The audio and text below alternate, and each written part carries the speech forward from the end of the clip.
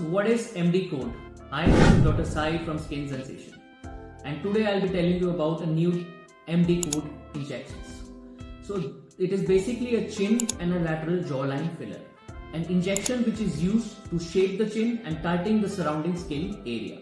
Now why do we need chin augmentation or chin filler? Now as we age, we lose some bone and our jawbone shrinks, and we start to notice jowls and saggy necks. What is the ideology behind it?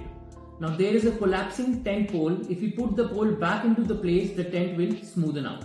So chin is the central pillar of the face, and if your chin is out of proportion, the face could look off. So what are the benefits of chin filler? It will help to define the jawline, it will tighten and smoothen skin, and also can help to proportionate the face. So injecting filler to the underside of the chin will enlarge the chin, help the jawline definition, and combining it with injecting in the anterior part of the chin will also support the jowls and prevent angering down or turning on of lip muscles. Thank you.